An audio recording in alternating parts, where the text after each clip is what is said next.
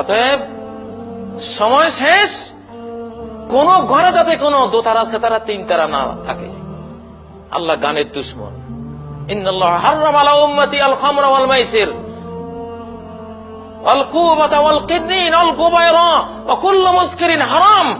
আমার উম্মতের জন্য আল্লাহ তাআলা হারাম করে দিয়েছেন মদ, জুয়া, ঢোল তবলা, বাঁশি, মদ, মাদকতা সব হারাম করেছেন। শিল্পীতে দেশ ভরে গেছে এসব গান শিখি। আল্লাহ নবী বলেছেন, মান জালাসা ইলা কাইনাতিন, কোন শিল্পীর কাছে যে বসবে, ফাসামে আমিনু, তার কোন গান শুনবে, তাদের কোন অনুষ্ঠানে বসবে, বা যে কোনো মিডিয়া যে কোনো ভাবে ওদের কোন গান শুনবে, সুব্বফি উযুনাইহিল আনুকু ইয়াউমাল কিয়ামা, তার দুই কানে সীসাকে উত্তপ্ত করে জাহান্নামের আগুনে ওটাকে দুই কানে ঢালা হবে। শোন, তোর গান ভালো লাগছে না, সিরিয়ালের গান, তোর এখন গান শোনাবো। একেবারে সীসাকে জাহান্নামের আগুনে গরম করে এই দুই কানে ঢেলে দেওয়া হবে। কানের ব্যথা যার নাই সে বুঝবে না। কানে একটু ব্যথা হলে যে কি পরিমাণ কষ্ট লাগে, কি ব্যথা লাগে। কানের ভিতরে কেউ একটা গুতা দিলে কিসের গান শুনবেন ভাই, আমাকে হাসপাতালে নিয়ে যা বলে, শিল্পীর গান চলছে ভাই তুই সবর করে, তোর গান, মরে যাচ্ছি, তোর আবার গান। যখন ওই গরম সীসা কানে ঢালা হবে, বাবারে কোন শিল্পীর গান টানের কোন অস্তিত্বই তখন মনে থাকবে না। মনে আসবে, আরে কেন শুনলাম। আল্লাহ তাআলার কাছে আপনারা গান বাদ্য বাজার থেকে তওবা করুন।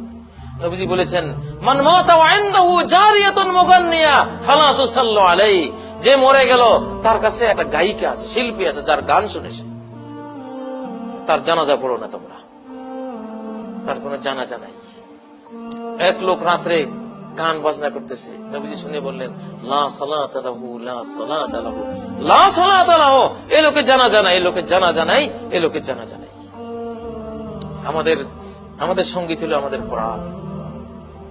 মান ইসতামা ইলা গিনাইন লাম ইউযান লাহু আন ইয়াসমা রুহানিয়িন, যেই ব্যক্তি দুনিয়ার এসব বাদ্য বাজনা গান শুনবে, তাকে আধ্যাত্মিক জগতের সঙ্গীত শুনতে দেয়া হবে না জান্নাতে।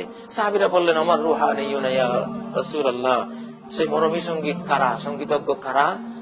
নবীজি বললেন, কুররা আহলিল জান্নাহ, জান্নাতবাসীদের যারা কুররা, কারি, জান্নাতবাসীদেরকে যারা শোনাবে সঙ্গীত, ওরা হলো মরমী, ওরা হলো আধ্যাত্মিক।